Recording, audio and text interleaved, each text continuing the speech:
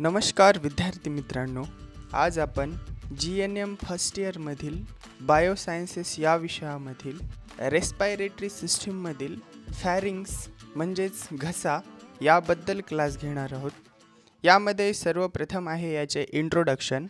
तर फॅरिंग्स हा ऑर्गन एक ट्यूब लाईक स्ट्रक्चर असून फॅरिंग्स ही 12 ते 14 सेंटीमीटर लांबीची नलिका आहे. तसेच फॅरिंग्सची सुरुवात ही स्कलच्या म्हणजेच कवटीच्या तळापासून होते व शेवट हा 6व्या सर्वायकल व्हर्टिब्राच्या पातळीत होतो.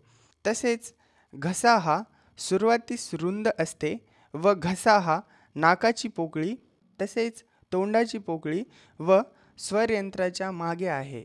जो भाग नाकाच्या पोकळीच्या पाठीमागे आहे त्याला नेझोफॅरिंग्स असं म्हणतात. तसेच जो भाग तोंडाच्या पोकळीच्या पाठीमागे आहे त्याला ओरोफॅरिंग्स असे म्हणतात आणि जो भाग स्वरयंत्राच्या म्हणजेच लॅरिंग्सच्या पाठीमागे आहे त्याला लॅरिंजोफॅरिंग्स असे म्हणतात. नेक्स्ट, स्ट्रक्चर ऑफ फॅरिंग्स हे पाहूया.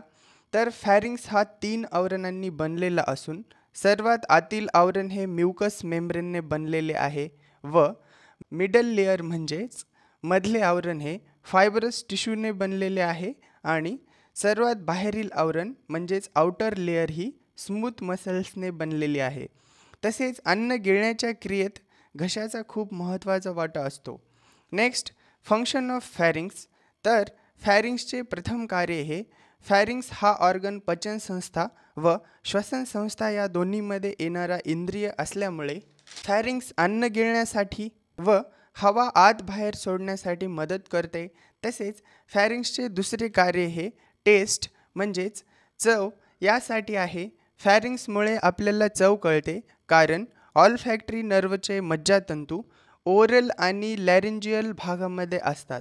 याचसोबत फॅरिंग्सचे तिसरे कार्य हे संरक्षण आहे म्हणजेच फॅरिंजियल आणि लॅरिंजियल टॉन्सिल्सकडून शरीराचे जंतू संसर्गापासून संरक्षण होते व फॅरिंग्सचे शेवटचे कार्य हे बोलण्यासाठी महत्त्वाचे आहे म्हणजेच व्यक्तीला बोलण्यासाठी किंवा आवाज निर्माण होण्यासाठी सायनसेसमधील हवेसोबतच फॅरिंग्समधील हवेचाही उपयोग होतो.